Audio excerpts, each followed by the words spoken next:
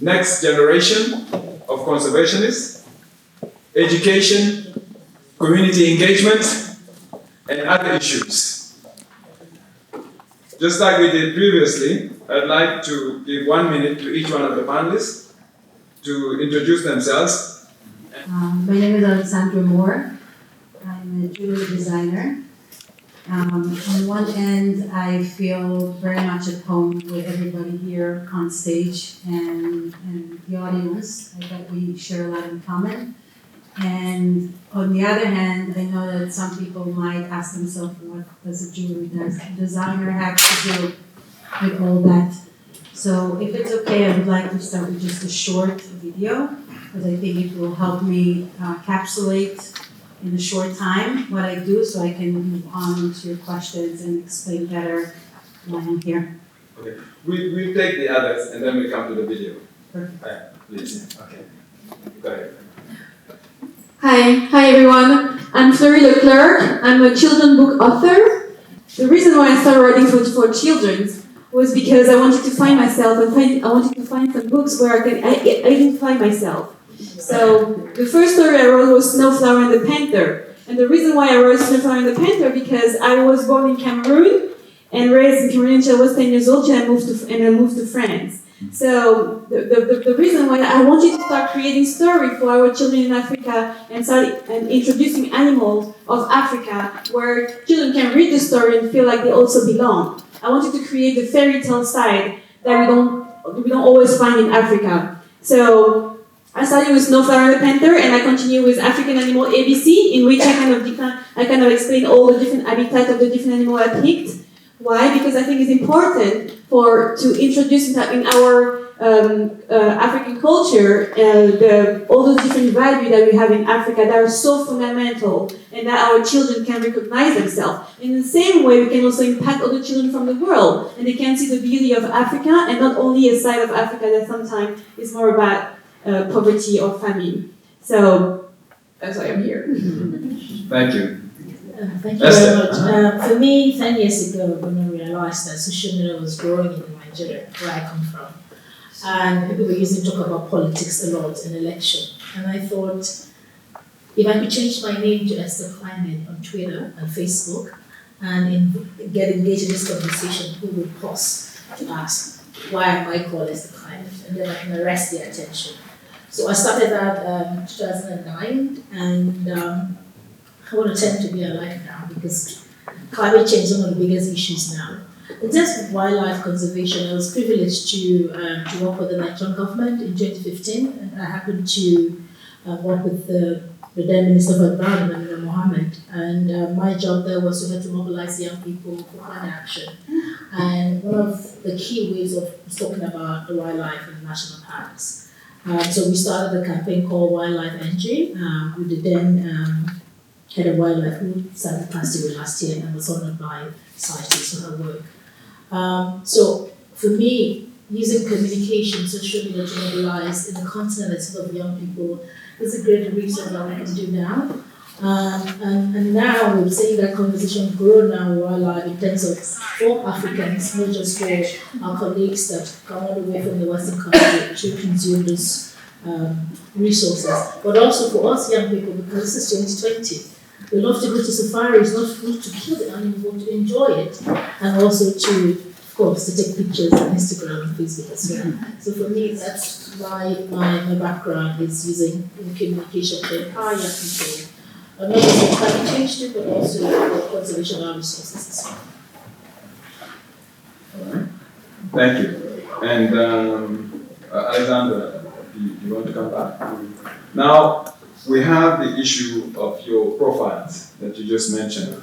How do you address the issue of the challenges facing the conservation in terms of seeking solutions? Now we're looking for options. When you were working on climate change, what were the biggest challenges that you were confronted with? Well, it was the awareness of the issue. We have the problem of knowing. For instance, we have young people studying wildlife at the university, but have never been to wildlife conservation, for instance.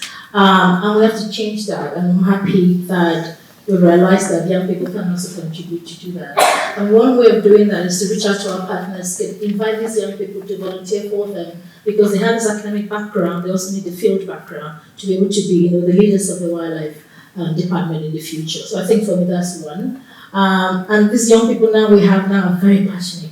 So we can say that they are leaders. They know we're very passionate. They know this is their time, this is their future, this is their resources. They want to do so. They're willing to do that. They just need the opportunity to do that. I think for me that's one solution to do that, and also to government to open up communication channels for them to engage. We talked about community engagement. Young people can be in that channel to engage with the community, the private sector, and the people in terms of conservation. Using social media, using live stream, using proper participatory communication to do that. So for me, that's one of the solutions. But it has to be deliberate. People need to do, not talk about it. They need to really go on to do it. And I think that's why I'm a bit happy that back home in Nigeria, we're doing the same thing here in Nigeria as well. We're working with the US Embassy and the government of Nigeria to do that deliberately, making sure it happens, not just talking about it in the panel, but going to say, hi, come here, come join us, let's talk about this. Let's have that proper conversation, because you are the highest population in the continent, and we have to leave somehow. I think that intergenerational partnership that's deliberate is the right way to go. Fleurie, LeClercq, the African Union has declared the diaspora as the sixth region of Africa. What are your perspectives on the role of the diaspora in this connection? So I think for me, the thing I find difficult is it's important to start impacting the children from a very young age. When we spoke earlier, we started at age 18, and for me, I want to start when they're born with like younger children books to explain them, and also to include into the curriculum in schools. When I was in Cameroon, I was raised until I was 10 years old. I was still learning in school about my ancestors from Gaul, les ancêtres des Gaulois. So I think it's important to see what we have in our curriculum and start impacting our children about our fauna, our flora, the beauty of what we have in Africa. And those has to start from a very young age, because that's how we're going to start creating the interest on them. And that's how we start to create the curiosity on them to learn about what surrounds them. So I think that the problem that we also have is there's a lot of difficulties. Like a lot of people in Africa, they don't have any job, they don't have. So now we're talking about wildlife conservatory, and it is so important to start that conversation and to be able to be proactive. But it has to work together with the different side of the politics in Africa. And the problem that we have now is it's very difficult to ask people to be able to go and take care of animals, but when sometimes they can't even take care of themselves. And I think that's what is very important for our leaders to recognize that problem, which is fundamental, and to start helping the people, and the people can help themselves and help the surrounding. And it's essential, because it has to be like a global vision, not only one side, because it's really difficult to ask someone to kind of take part of some conservatory side when they don't even know how they can find a job, or they don't even know how they can take care of their family. I mean, if I can add to that, I think we also need to look at the issue of working in silos. When we talk about wildlife conservation, there's always Ministry of Environment. We need Ministry of Education as well, like she said. If the two can come together, and I mean, curriculum is owned by the Ministry of Education, not Environment. But they can come together to work in the sense that from primary school, in public schools, they have that from the onset, and they work together to do that, not working in silo and doing conservation and doing education. We have to work together to do that. I think that's one way we can move forward. Alexandra, I was struck by your experience in terms of art for conservation of the environment that you shared.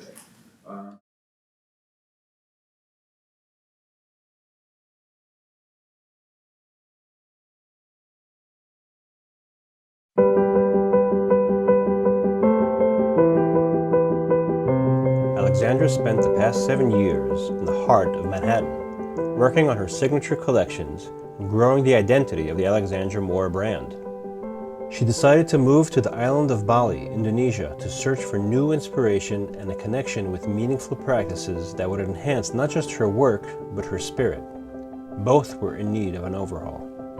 Upon discovering that elephant ivory is still being used for jewelry, Moore was compelled to find a sustainable way to replace elephant ivory. It is estimated that up to 25,000 elephants are killed annually for their tusks. Deep in the Ecuadorian Amazon rainforest lies a seed that, when carved, takes on the appearance and characteristics of ivory. The tagua seed is a pure and natural botanical alternative to elephant ivory. In 1 year, a single tagua palm can produce as much ivory as an average African elephant can in its lifetime.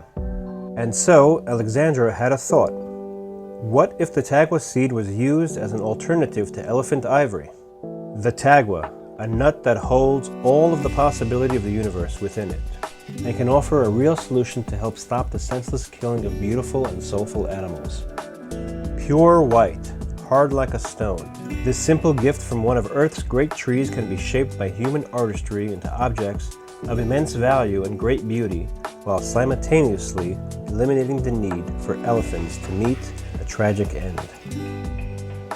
The collection centers around the exotic beauty of traditional and handcrafted Balinese workmanship and heritage and natural wild harvested tagua seeds.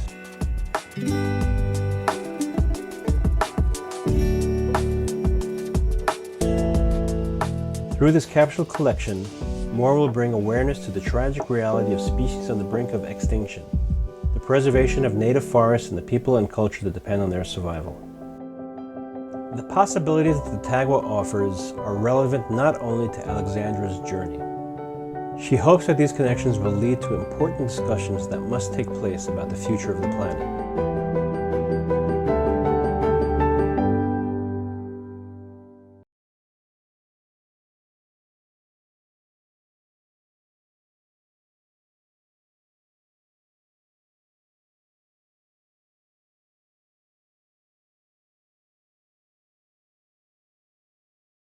Good. Thank you very much. That's a good transition. Thank you, Alexandra. That's a good transition to the Q&A. Now, comments to the panel, please. Do you see Red Plus as part of the solution, and how do you value carbon? And what is the role of African governments in setting that value, if it is indeed to be part of the solution? But from my experience working in government, you notice that the forest conservation or forest estate are owned by government. That's big. That's very, very big. But either state government or federal government. So that's just two things. So we have to make sure that whatever policy that has, it has to have a community participating in them.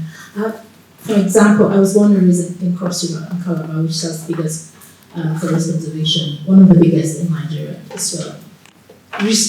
The forest is owned by the government, state government. Federal government doesn't have the power to really engage, except in national reserves areas. So these are intricate things that we need to understand in terms of that. And I think that's why NGO play a big role.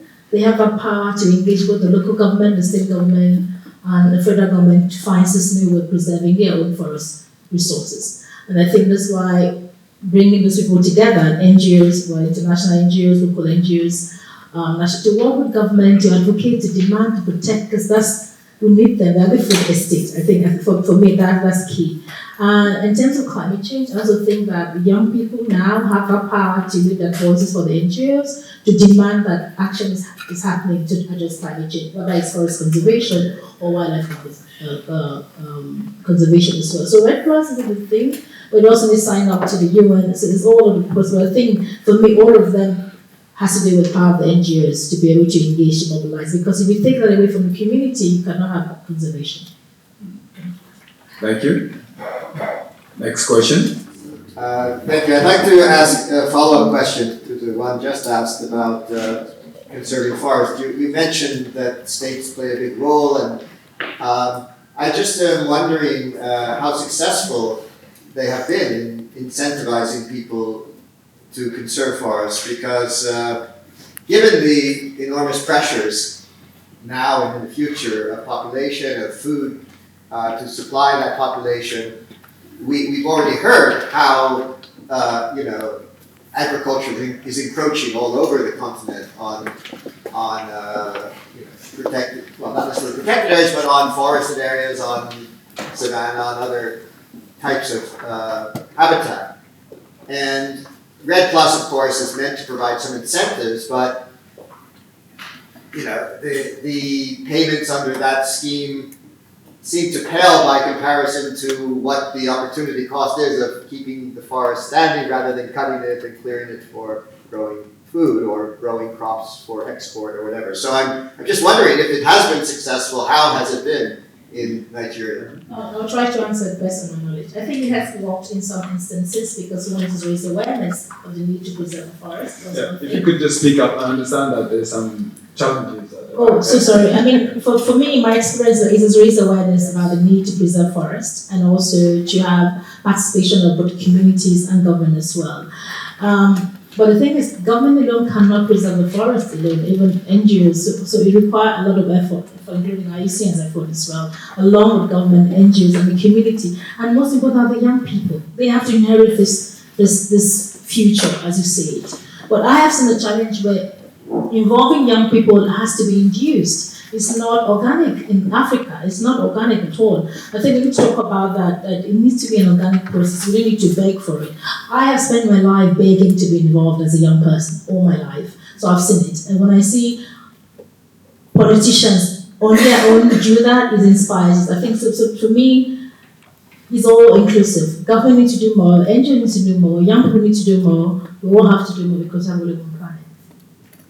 The subsistence, subsistence farmers, one of the issues for forests is that there is a lot of illegal logging going on, and subsistence farmers that are needing to, following up from what you were just saying earlier, that are consistently sort of needing to grow the crops on agricultural. From what I understand, when these forests get taken down, the topsoil gets turned over and over again, and eventually becomes completely arid and crops can't grow on it. So this is feeding into the bigger issue of climate change and the issues that come from that, which are going to stem right through to the water source and food production for a growing population in Africa. What would be your advice to organizations that are trying to help local communities to benefit from other values other than growing crops and agriculture? So coming from a place of personal experience, going into a culture that was not necessarily mine, I have learned to ask permission to both learn about the culture as well as use the culture for different things, whether it was my craft or other means of sharing. I really think that the one thing that has been done wrong, from where I see it, is that there is a division of us and them, West and the rest of the world, and coming into communities that are in need for whatever greater or smaller reason. You can take your example with agriculture. It can be peace. It can be poaching. There are many things, or forestry. There are many things that needs to be kind of reversed. And the way to reverse it is not necessarily to look at it as an entire system, not as a specific problem, but understanding why, and somebody mentioned it before, why they're doing what they're doing. Why did the people in the Amazon, for example, chose to continue burning their forest while they knew it affects the environment? They chose to build real estate around those areas. And so why do people in Bali, and again, this is a good example, don't want to continue their parents' job of becoming a carver or being a priest or doing anything that is part of their tradition? There is a lot to do with how they see themselves. There's a lot to do with loss of identity. There's a lot to do with feeling that they are not comparable to what the West is considering to be successful. And so most of this young generation and the values of those societies are not being able to be applied. And I see my role with this kind of project, and I was actually asked a couple of weeks ago to come to Ethiopia to work with local communities. This is a really good example when I'm thinking about it. Asked to come into local communities of jewelers and teach them jewelry making. And my response was, I can come and learn from them how they've been making jewelry and What I can bring is perhaps showing them a way that they can become more relevant to the outside world, how to create infrastructure for their building, for their business, how to think about designing a collection, things that I've been doing, branding and all that. But I don't need to teach them how to make jewelry. They have been doing this for 2,000 years. They have a tradition, they have local materials. This is to me a way to look at it, that through this kind of project, for example, their identity can grow. Their connection to who they are can grow. They will feel enough, right? They feel they matter. And from that place, they can be sustainable. And my job is, I have an exit strategy. I don't need to stay there for as long as I am alive. I do feel that as an NGO or someone who comes to be a support, we all need to have an exit strategy. Our job is not to stay there forever. Our job is to train, to give the tools, and to allow the people who live in those lands and countries and to preserve and grow and develop their own identity rather than impose it on them. Thank you. Yeah, just to add to that, is the need to recognize indigenous knowledge, whether it's in agriculture or in conservation, it's always there.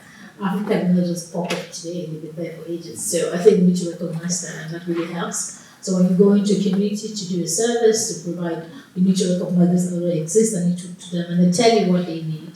And then when you transfer that, there has to be a two-way thing. So. Yes. Yeah, go ahead. Yeah, so I totally agree with and totally agree. It's so important to also work with local people instead of trying to go find a resource somewhere else. We have so much resources in our own country, and it's important. Exactly, and it's important that our leaders that encourage that by looking and finding the people who have all those knowledge and try to gather those information so we can relate those information to our young generation. Mm-hmm. All right. Thank you. We have time for one more. What do you think is missing for you in your line of work, for youth in general, for our generation? What do you think is missing that the people in this room need to understand so that somebody here may be able to have that answer? That's number one. Number two, as young people in conservation, in social enterprise, trying to change the society, I heard a lot of you saying that we're always asking to be involved, to be included. And I hate this when I'm told, fight for your space, fight for your platform, fight for your rights. And whenever someone tells you that, that means they don't know how to empower you. So I want to ask, how does it feel to have these lack of opportunities and these silos? And how can we bridge those gaps? So thank you for this question. They're so interesting. So for me, the challenges I've been facing with the countries in Africa is just I'm trying to send my books just for free to orphanages, to school in Africa that are looking for it, and it's so difficult because I like just the fact to send the product, they're stopped. They have to pay taxes on those things, and I'm like, oh, they're for free, they're for schools. So that's one of the things that if we have help, it will be like, okay, we have all these ideas, we have all these books. And we want to have them. We want them to reach Africa and to reach those children. So I've sent a lot of books to Ghana, for example, which is very organized, and I have some help. And I sent a lot of books from California to Ghana. I sent backpacks and all kinds of different things that I create for children. And we need to have the chance to be able to send those things, even without asking for them to pay. We just want to be able to send a message to start impacting those children with all the little creative things that we can do. Okay, so I'll try with the question of what is missing. So in my 10-year work, when I started, I felt kind of alone because 10 years, we talked about climate so much, young people these days, but I lived in a place where I saw, I lived in a place called Spring Road, all right? It's a spring, and into that spring, I learned how to swim. And then, so democracy came back to Nigeria, and the parliamentarians took over the place and changed the name of the roads to Parliamentary Road. They just destroyed the spring. Okay, that's reality. So I felt a little bit alone. But as I grew up, I realized that people really did care. So those people had to step forward.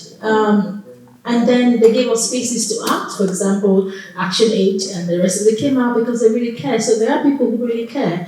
I didn't see them then, but they came out. So I think if you're genuinely passionate, you need to just step up yourself, own it, and just step up and support. Because by stepping up, you're helping someone out there. I think that's one thing our politicians are a bit afraid of, to do good things. When you do good, it goes a long way when you do good. So I think that's what I like to say. Please, if you're doing good, please genuinely do good. I mean, your conscience, if your kids will be proud. I mean, they can even Instagram you're good, you know. So that's, and then not being alone. This is a bit funny. I love Liverpool, so I never walk alone. So that's also my life. That's one of my life principles, and it really helped a lot. So I never really walk alone. So that's the thing. And I don't know. I think that's opportunities. Yes, for me, the biggest opportunity we have is social media. I'm telling you, it's the biggest thing we have is social media at home. I mean, we can use that to do good so much that we do bad things. For example, now, myself and my peers, we're starting this hashtag called Stop Wildlife Crime NG. We're starting tomorrow. So we're using that to talk about how we can use, we saw the film, they took photos of the animal and even took photos of selling it. So we can do the good thing with social media than the bad thing. I think for me, that's it. Yeah. I don't know if I will answer it in order, but if I miss something, remind me, okay? I would start by saying that the greatest advantage of our time is all the bad things that are happening. My tendency actually is to always see the half cup full. And I can choose, obviously, to be upset about a lot of things that I feel bringing all of us down. But if you try to look at the outcome of all the things that have been happening in the past 10, 15 years with climate, and politics, and poverty, and war, there's a lot of casualties that are so unfortunate. But when you talk about what sustainability is, the way the UN define it is creating, sustaining what we have now and creating a better future for the next generation. So if we're looking at it in that way, if we have enough patience and an outlook to look 20 years from now, 50 years from now, when we are no longer here, but we wish to keep and preserve and develop and have our kids inherit something different, this is a time when change happened. It didn't happen before. It's like putting a frog in boiling water and slowly boiling. It doesn't feel that it's boiling and end up becoming food.